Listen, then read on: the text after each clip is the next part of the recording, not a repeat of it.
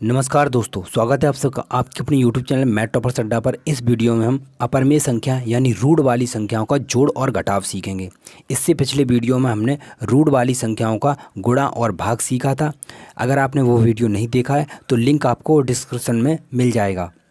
अगर आपको रूट वाली संख्याओं में जोड़ना और घटाना में थोड़ी दिक्कत आती है, कोई भी प्रॉब्लम आती है, तो ये वीडियो आपके लिए है। मैं आपको गारंटी देता हूँ, अगर आप ये वीडियो पूरा देख लेते हैं तो आज के बाद आप पूरी लाइफ में रूट वाली संख्याओं का जोड़ और घटाव भूल नहीं पाएंगे। मैं आपको ये गारंटी देता हूँ 100%। अगर आपको ना समझ में आए तो मेरा वीडियो डिसलाइक कर देना। देखिए, क्वेश्चन स्टार्ट करने से पहले मैं कुछ आपको बेसिक बता देता हूँ। जैसे मैं आपसे कहूँ कि रूट 2 में रूट 2 को जोड़िए तो कितना आएगा। रूट 2 में रूट 2 को जोड़ेंगे तो कितना आएगा। देखिए, यहाँ पे अगर हम मान लें तो 1 है और इसके पास भी 1 है, तो एक रूट 2 और एक रूट 2 कितना आ गया, 2√2। ठीक है, तो चलिए सबसे पहले मैंने जो सवाल लिया है रूट 2 और रूट 3, आपको इन्हें जोड़ना है। तो देखिए, क्या आप इन्हें जोड़ सकते हैं? नहीं जोड़ा जा सकता। क्यों नहीं जोड़ा सकता? देखिए, रूट 2 है एक अपरिमेय संख्या और रूट 3 है एक परिमेय संख्या। अब परिमेय और अपरिमेय आप अच्छे से जान सकते हैं कि परिमेय संख्या कौन सी होती हैं, अपरिमेय संख्या कौन सी होती हैं। अगर आपको संख्याओं के बारे में बहुत कुछ जानना है तो लिंक आपको डिस्क्रिप्शन में मिल जाएगा। तो सबसे पहले रूट 2 कैसी है, अपरिमेय, और रूट 3 कैसी है, परिमेय। इन्हें क्या जोड़ा जा सकता है? नहीं जोड़ा जा सकता। देखिए, रूट वाली संख्याओं को बिना रूट वाली संख्या यानी परिमेय संख्याओं से कभी भी नहीं जोड़ सकते। ये ऐसा का ऐसा ही लिखा रहेगा, इसे हम सॉल्व नहीं कर सकते। कैसे? जैसे मैं आपसे कहता हूँ कि आपको x से y जोड़ना है, x से y जोड़ना है, क्या आप जोड़ सकते हैं?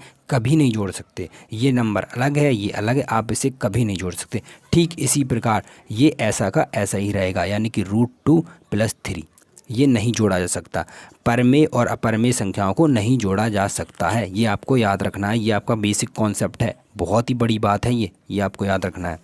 अब आइए क्वेश्चन नंबर सेकंड है हमारे पास 3√2 + 5√2। हमारे पास ये दो नंबर हैं, हमें दोनों को जोड़ना है।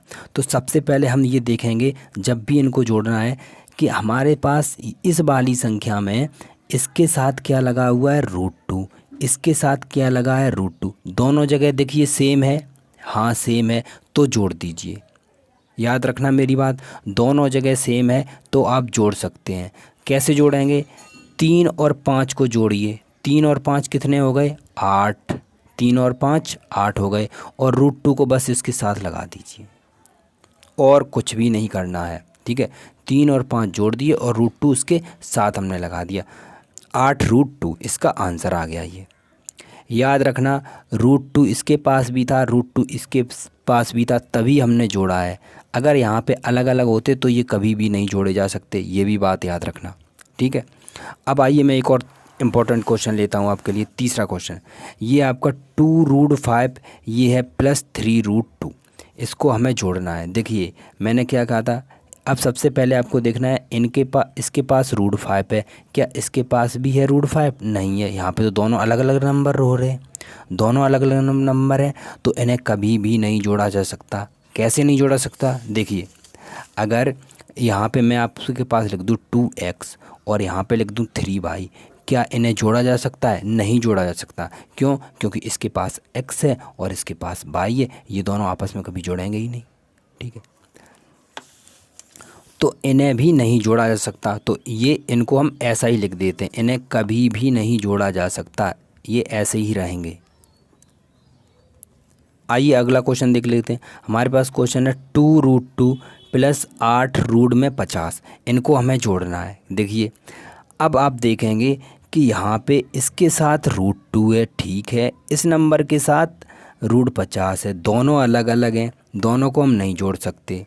नहीं, यहाँ पे जोड़ा जाएगा। कैसे जोड़ा जाएगा? देखिए, यहाँ पे इसका कोई फैक्टर नहीं हो रहा, लेकिन यहाँ 50 के फैक्टर हो रहे हैं। ठीक है, तो इसके सबसे पहले फैक्टर करिए 50 के अगर हम फैक्टर करें तो क्या होंगे। देखिए, 50 के, मैं यहाँ पे √50 को सॉल्व कर रहा हूँ। देखिए, ये लिखा आपका √50। ठीक, अब 50 के अगर हम फैक्टर करेंगे तो 5 × 5 × 2, यही तो होंगे 55, 25 दूनी 50। देखो, ये जोड़ा बनना है यानी पेयर बनना है, तो ये 5 बाहर आ जाएगा, अंदर क्या बचेगा, अंदर बचेगा आपका √2। तो यानी कि हम 50 को क्या लिख सकते हैं, 50 को हम लिख सकते हैं 5√2। मैं अब यहाँ पे जो क्वेश्चन में 50 लिखा हुआ है उसकी जगह हम 5√2 लिखूँगा। तो इसे तो लिखा हमने 2√2 प्लस 8। √50 कितना आया था, देखिए √50 आया था 5√2, तो 50 की जगह लिख दिए 5√2।